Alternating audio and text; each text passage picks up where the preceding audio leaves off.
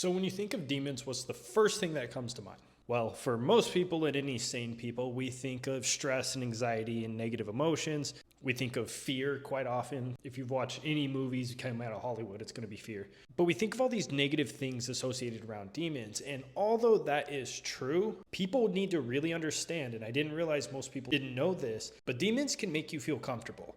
And I'm not talking just like, oh, you had a good day, you're enlightened, you're relaxed. I mean, truly comfortable to the point where you're not getting anything done. So that's kind of overexposing it. I was supposed to delay it a little bit, but whatever. That's good enough intro for me. So we're just going to jump straight into this so I can really break this down because I really want people to understand what I'm saying here because I see this as one of the major forms of temptation that most people fall for. So going through life, a lot of the time we just say we just want to be comfortable. And this applies to relationships. This applies to our workplace and finance. So this example can be used for so many different aspects of our life. A lot of the time, all we want is comfort. We're not striving for anything crazy all the time. Sometimes we have further aspirations, but most of the time we just want okay. We just want things to not be bad. We don't even need good a lot of the time. Now, this mind setting can be extremely dangerous because the Jinn, the shaitan, demons, evil things, negative energy can actually cause things to be okay. And I know that sounds extremely contradictory, but it is true. So there is a Jinn specifically that is responsible for this. And even these ancient Goetias and these old demonologists speak about this. And it even gets things so specific that it talks about the inventions that these shaitan and jinn are going to tempt people to create that will induce laziness. Now that one, out of everything, it was the scariest to me. I've read these Goetias once upon a time. I've gone through demonology pretty significantly, and I didn't even see that part. This is something that I looked over in the past. But his name is Belphegor, and this is actually the same spirit that most people in Hollywood work with when selling their soul. This is the exact same thing. And at the time when this was brought up to me from a certain individual, for some reason when I say his name and talk about the people he's involved with, everything gets suppressed randomly. But anyways, these individuals that are higher up in Hollywood, whenever they first brought up to me that they are working with Belphegor, it was kind of confusing to me. Because in the Goetia and a lot of these demonic books, they tell you that it's involved in like inventions and kind of like an intelligence thing, that if you work to it and give it offerings, it's going to give you some kind of divine wisdom. Yes, it's a load of crap, but that's the idea. This is what they do. And so this was really confusing to me because I'm like, okay, the people that this manager that I'm talking to with, he represents is like musicians. It's not really like actors specifically. So what is he doing? Like he's more kind of like an artsy, creative kind of guy, but he just like manages pretty big name celebrities. So what are they doing with Belphegor? What are they doing with something that's involved in inventions? And it makes a lot of sense. This is the sin of sloth. These inventions could also be movies and music, which a lot of the time we know that most music is haram. I don't like saying all music is haram because it comes down to vibrations, and I do believe that there is certain songs or a certain way to create music that is not going to negatively impact your emotions or vibrations. But I digress. You guys can argue about that if you want. This is just my opinion. Do your own research. But whenever you listen to these songs and go into this kind of music and it messes with your vibrations, it can cause complacency. It can make you feel so comfortable that you don't get things done. You start feeling okay. And what happens is you start to limit your own potential. You start holding yourself back from the things that you could accomplish. Imagine how much more you could do in your life if you never felt comfortable. If nothing you owned was ever comfortable and you felt discomfort forever, you know how much harder you would push yourself and how much further you would do in everything you have interest in life. Now you can apply this like very practically and think about money, right? You could think about your career path and how much harder you would push yourself in your career if you never felt financially stable, if you never felt comfortable within your money, how much harder would you work to make money? Now, the other part of this is we also need to understand that Ramadan is here. Now, the reason why I'm bringing Ramadan into this is because we feel uncomfortable most of the time. This is something that I wish I didn't look over in the first Ramadan. This is the second one I'm going through. And in the first one, I was just so excited to be a part of this. I felt so good. I felt so uplifted. I was energized. I was excited. Just all these positive things was radiating out of me in this moment. But because I was having this experience and this very positive experience, I wasn't really in a comfortable state. Now, the second time coming around, it's more of a stress relief situation. I'm still excited. I'm still glad and very, very blessed to be a part of this situation. But this time it's more of a stress relief than an excitement. This just came to me today. I took a deep breath and I felt this big relief off of my chest. Like, I'm not worried about all these things, because although I speak about religion, I'm more in a paranormal investigation space, and the consultations I deal with is because of attachments, is because of these demonic entities that people are dealing with. And I get on these calls and I hear these horrific moments, and this is a point in time where we have a lot of leverage against this, where we don't have to deal with this for a period of time, that we could focus on connection to God, we can focus on our fasting, focus on our prayer, and not have to worry about these evil things messing with us. And so it became a part of relief, and then I realized something. This creates complacency. It makes you not go near as hard. And the only time we're having growth in life is when we feel uncomfortable. So although demons cause negative emotions and they make us like stressed out or worried or panicked, sometimes we can feel the emotions that are identical to those and it be a positive thing. It be a moment of growth within ourselves. Now, one of the major examples in the Quran with this is the story of Yusuf.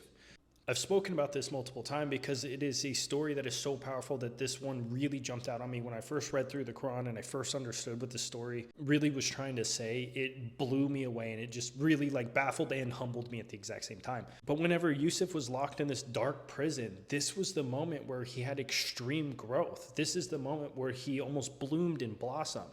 Although Yusuf was a very disciplined man and did not fall to temptations multiple times, it was in this period of darkness inside this prison where he started to really show the massive strength that he held within inside of himself. Now, here's where I can teach you guys some really cool stuff. This is my favorite part about the Quran, where I can talk about these spiritual and religious situations and really back it up with some serious science.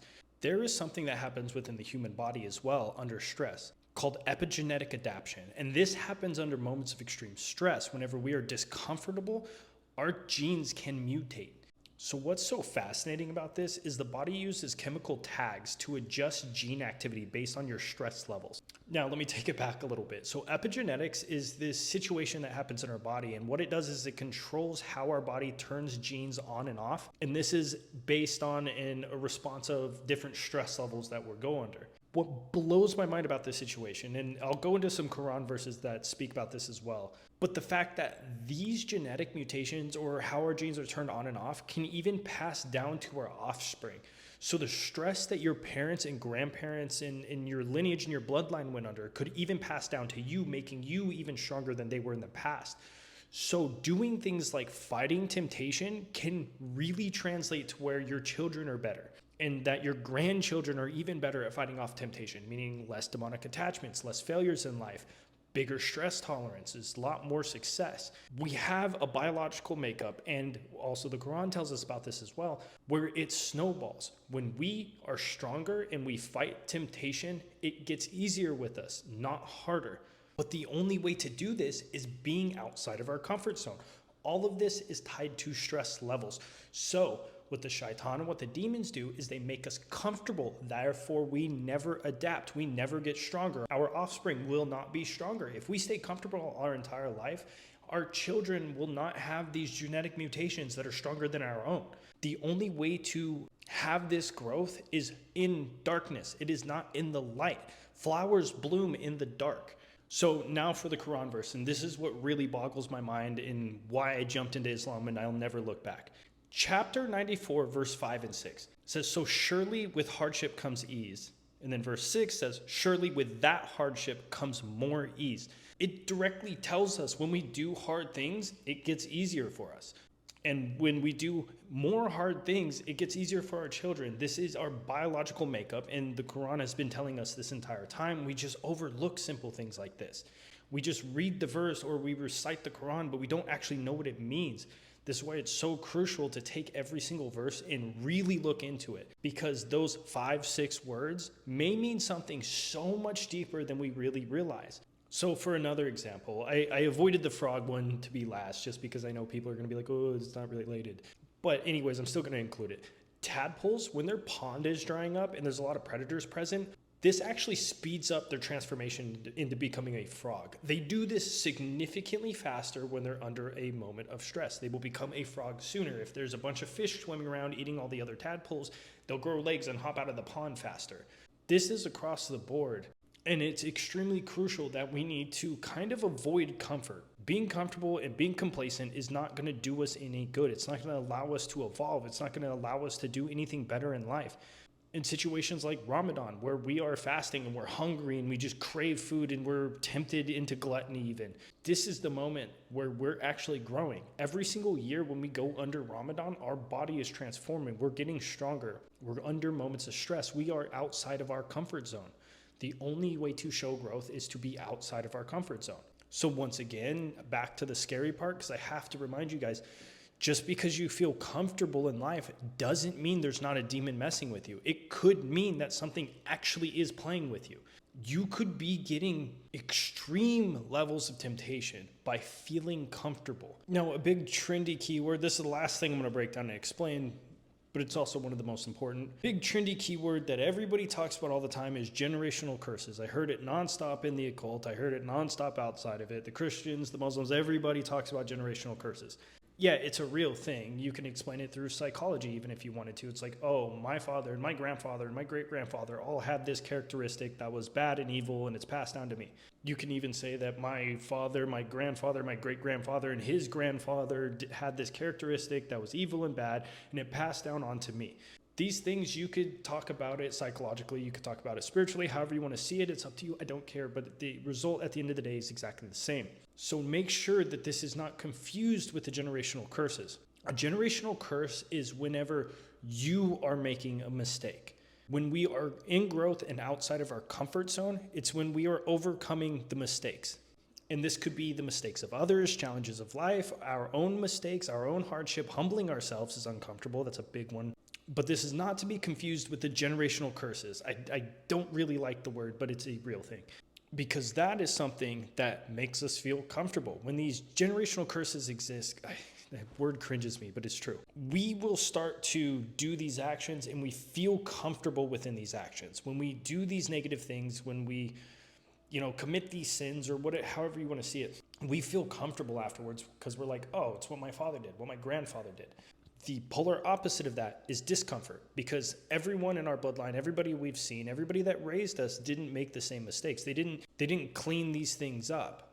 So whenever we take initiative and we take accountability and we identify these issues, we start to clean up our act and we don't fall to certain temptations, we clean up our habits, this is when we become extremely uncomfortable and everything in us wants to go back to the old ways. And the reason why people always want to revert to the old ways is because it's uncomfortable to do things that are new. But we always have to adapt and change. Look at crypto and all this new technology and AI coming out. Everybody's saying AI is a demon. But when electricity came out, everybody said the exact same thing, that it was demons going through the power lines. People want comfort. They don't want innovation. They don't want adaptation. And those people get left behind. Look at your grandparents right now. We have a situation going on where people will not be able to format a PDF, but they're making $250,000 a year, and they have to hire on some asshole 23-year-old and pay them $150,000 a year to format PDFs for them because they refuse to adapt. They refuse to change. So now they're having to shell out extreme amounts of money to somebody a quarter of their age. When we don't adapt and we don't change, this holds us back. And when we get outside of our comfort zone, we don't feel comfortable, we're able to adapt and change. We're able to grow within our life. So I appreciate you guys listening to this another yapping session. This one was something that was really personal to me that I was really excited to talk about and go over. If you have more questions and you want to speak to me directly, I'll put a link in the description. I'm going to open up some more call days. That way you can sit down with me. We'll go over everything. So I appreciate all of you, and that's all for now.